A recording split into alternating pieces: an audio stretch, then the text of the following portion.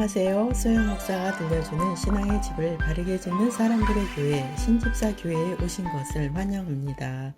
오늘 말씀은 육신의 부모와 영의 아버지, 히브리서 12장 9절에서 10절. 또 우리 육신의 아버지가 우리를 징계하여도 공경하였거든 하물며 모든 영의 아버지께 더욱 복종하며 살려 하지 않겠느냐. 그들은 잠시 자기의 뜻대로 우리를 징계하였거니와 오직 하나님은 우리의 유익을 위하여 그의 거룩하심에 참여하게 하시느니라. 하나님 아버지는 태초에 우리가 보고 있는 세상을 창조하셨습니다. 그리고 모든 종류의 생물과 동물들은 생명의 잉태를 통해 생육하고 번성하게 하셨습니다. 그리고 하나님께서는 육신의 부모님을 통해 사람의 생명을 이어가게 하셨습니다. 여자의 해산 고통은 하나님의 명령에 불순종한 결과로 오게 되었지만 그 해산의 고통이 없었다면 자녀에 대한 사랑도 덜하지 않았을까 생각해 봅니다. 하나님께만 있는 아가페의 사랑을 이 땅에서 찾아본다면 가장 근접한 사랑은 어머니의 사랑일 것입니다. 어머니들 가운데서도 자신에게 악하게 대하고 자신의 것을 빼앗아간 자식의 죄를 사람들 앞에서 감추어주는 어머니들을 보셨을 것입니다. 저도 종종 그런 내용의 기사를 매스컴을 통해 볼 때에 하나님 아버지의 사랑이 바로 그러한 사랑이라는 것을 깨닫고 눈물이 나올 때가 있습니다. 하나님 아버지는 자신의 하나뿐인 독생자인 예수님을 십자가에 죽게 하는 엄청난 사랑을 주셨습니다. 그래서 믿는 자들의 죄를 값없이 용서해 주시고 천국의 자녀로 선택해 주신 하나님의 사랑입니다. 그래서 하나님 아버지께서 주신 아가페의 사랑은 지금도 영적인 자녀들을 감동시킵니다. 하나님의 자녀가 되는 중생의 체험을 할 때 감동의 눈물이 한없이 나오게 됩니다. 불신자들이 볼 때는 이해가 되지 않는 모습일 것입니다. 그 눈물도 성령님이 감동을 주실 때 나오는 눈물입니다. 첫 번째, 제5는 내 부모를 공경하라. 에베소서 6장 2절에서 3절 쉬운 성경입니다. 십계명에도 내 부모를 공경하라고 하였습니다. 이것은 약속이 보장된 첫 계명입니다. 그 약속은 내가 하는 일이 다 잘되고 이 땅에서 장수할 것이다 라는 것입니다. 하나님은 내 부모를 공경하라고 말씀하셨습니다. 내가 하는 일이 다 잘되고 이 땅에서 장수할 것이다고 말씀하셨습니다. 이 말씀은 약속이 보장된 첫 계명이라고 말씀하십니다. 자녀된 우리가 부모님으로부터 받은 사랑을 자식들은 다 갚을 수 없을 것입니다. 하나님의 은혜로 충만하여 사랑으로 행하시는 여러분 되시기를 바랍니다. 하나님은 이 땅에서 육신의 부모를 섬기는 모습을 통해서 하나님을 알게 하십니다.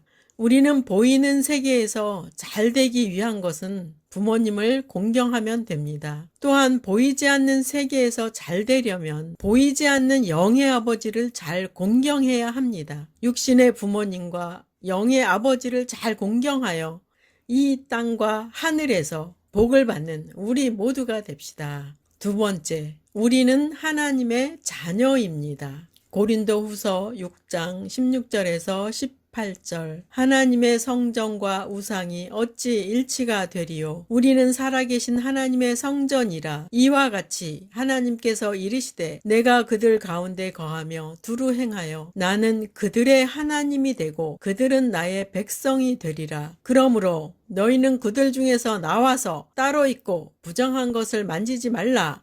내가 너희를 영접하여 너희에게 아버지가 되고 너희는 내게 자녀가 되리라.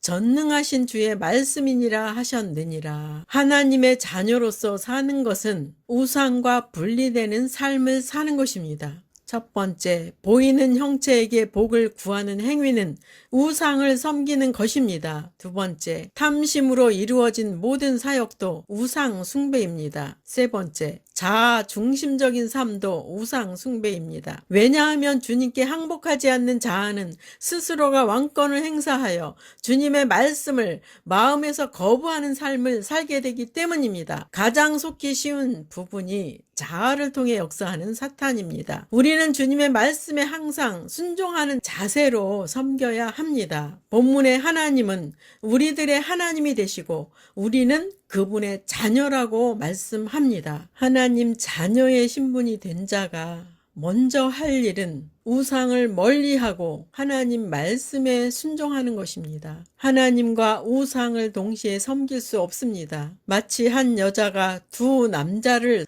사랑한다고 말하는 것과 같습니다. 이와 같이 연인의 사랑도 둘로 나누어질 수 없습니다. 여러분의 심령 안에서 이 말씀이 이루어지도록 해야 합니다.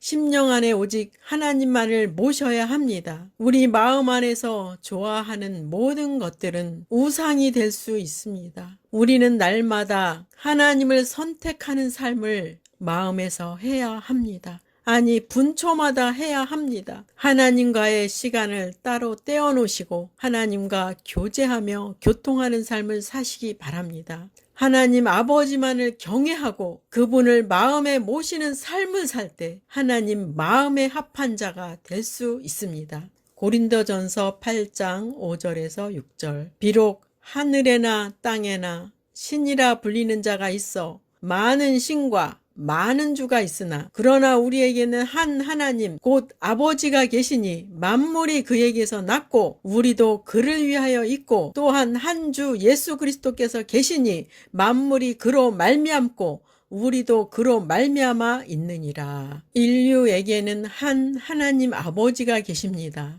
만물은 하나님 아버지로부터 생겨났습니다. 그 일을 위해 한 분이신 주 예수 그리스도가 우리를 위해 오셨습니다. 만물도 우리도 예수님을 위하여 존재하는 것입니다. 사람들이 따르는 많은 신과 많은 주는 진짜가 아닙니다. 허상입니다. 허상이 어찌 복을 줄 수 있으며 사후를 책임질 수 있을까요? 우리를 구원하시는 분은 오직 한 주 예수 그리스도입니다. 이렇게 밝히 알려주시는데도 예수님을 구주로 영접하지 않는다면 그 결과는 어떻게 되겠습니까? 행동은 여러분 스스로 결정하여 미래의 천국을 소유하는 여러분이 되시기 바랍니다. 세 번째, 아들이기에 징계를 받습니다. 히브리서 12장 9절에서 10절. 또 우리 육신의 아버지가 우리를 징계하여도 공경하였거든 하물며 모든 영의 아버지께 더욱 복종하며 살려 하지 않겠느냐. 그들은 잠시 자기의 뜻대로 우리를 징계하였거니와 오직 하나님은 우리의 유익을 위하여 그의 거룩하심에 참여하게 하시느니라. 육신의 아버지는 자신의 뜻대로 징계하는 것은 세상에서 도덕적으로 올바른 행동을 하기를 원하여서 또는 성공하는 것을 위해 징계를 합니다. 모든 부모님들은 자녀가 남의 것을 몰래 가져오고 친구를 때리는 것을 습관처럼 하고 포악한 행동을 하는 자녀가 있다면 회초리를 사용하여서라도 고치려고 할 것입니다. 부모님들은 자녀가 사회에서 정직하고 선하고 바르게 성장하기를 원할 것입니다. 물론 하나님의 징계는 사람의 보는 기준과는 다릅니다. 하나님은 우리를 거룩함으로 초청하십니다. 즉 거룩하신 분과 함께하는 삶으로 초청하시는 것입니다. 그리고 우리가 그 초청에 응하지 않고 반복하여 육신의 속성으로 넘어갈 때 징계를 받게 됩니다. 육신의 생각으로는 이 정도면 잘하는 것인데 하나님은 왜 징계하실까? 라는 생각을 할 때가 있을 것입니다. 하나님은 육으로 사는 것이 죄라는 것을 깨우치기 위해 징계하고 돌이키게 하고 영으로 살도록 우리를 이끌어 가십니다. 징계는 천국 백성을 만들기 위한 과정이며 거룩한 삶을 살기를 원하시는 하나님의 뜻이라는 것을 깨달아야 할 것입니다. 부모는 자식의 앞날을 위하여 징계를 합니다. 세상 부모는 장성한 자식을 위해서는 회초리를 들지는 않습니다. 장성한 자식을 위해서는 훈계를 하게 됩니다. 그러나 하나님 아버지는 장성했어도 지속적으로 징계하십니다. 인생 막대기인 자연재해로 또는 여러 가지 환경과 질병과 주변 사람들을 통해서 우리를 깨우치십니다. 하나님의 징계의 목적은 우리의 유익을 위해서이며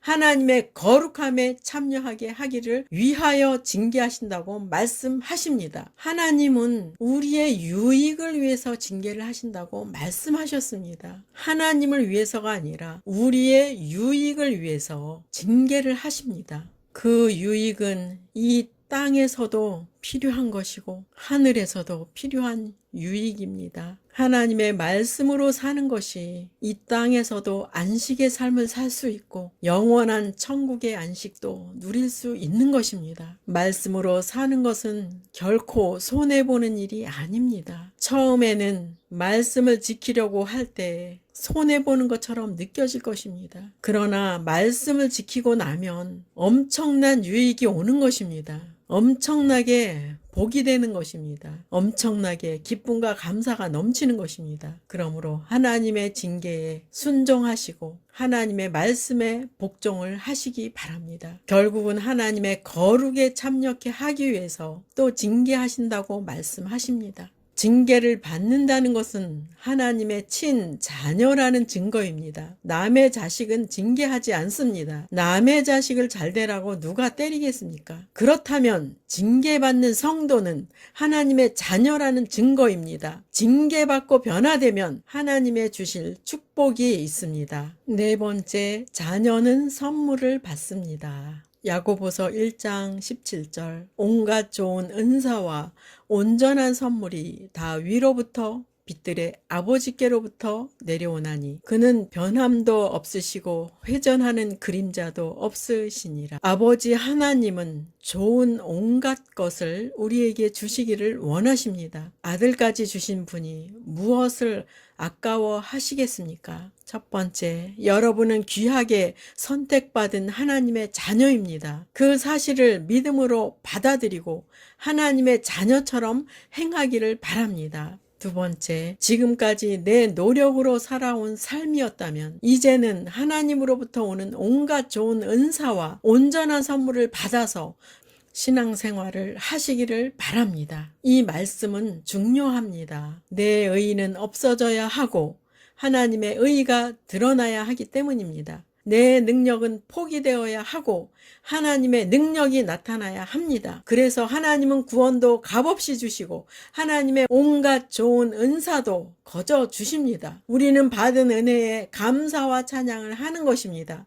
구원을 값없이 받으신 여러분, 우리가 할 것은 주님을 사모하고 바라고 찾는 것입니다. 그래서 우리에게 주시는 온갖 좋은 은사와 온전한 선물을 값없이 받으시고 누리시기를 바랍니다. 그로 인하여 하나님 아버지께 감사로 영광 돌리는 여러분 되시기를 바랍니다. 세 번째, 하나님은 변함이 없으신 분이시고 회전하는 그림자도 없으신 분이십니다. 하나님은 변함이 없으신 분이라는 말씀은 하나님은 진리이심을 알려주시는 말씀입니다. 사람도 변하고 환경도 변하고 직업도 변하고 세상도 변하고 지식도 변하고 문화도 변합니다. 여러분은 변하지 않고 영원한 것을 찾고 있는 줄 압니다. 하나님께 속한 것만이 변하지 않습니다. 변하지 않는 하나님을 만난 것이 우리에게는 큰 복입니다. 회전하는 그림자도 없으신 분이란 하나님은 움직이는 그림자처럼 변하는 일이 없으신 분이라는 말씀입니다. 오늘 육신의 부모와 영의 아버지라는 주제로 말씀을 전했습니다. 여러분 중에 부모님으로 인해 예수님을 믿게 되었다면 여러분은 육의 생명과 영의 생명을 동시에 도움을 받은 자가 된 것입니다. 그러한 도움 없이 예수님을 믿게 된 것도 아주 잘하신 것입니다. 우리는 부모님으로부터 받은 사랑을 통해 하나님 아버지의 사랑을 알게 되었습니다. 육신의 부모님과 영의 아버지를 공경하여 하나님의 복주심의 약속의 보장을 받는 우리 모두가 됩시다. 한 하나님 아버지로 우리는 영적인 가족이 되었습니다. 하나님 아버지는 지금도 우리와 함께 하십니다. 하나님 아버지는 여러분을 끝까지 놓지 않으실 것입니다. 그분은 우리의 영의 아버지이시기 때문입니다. 영의 아버지와 동행하는 저와 여러분이 되시기를 축복합니다.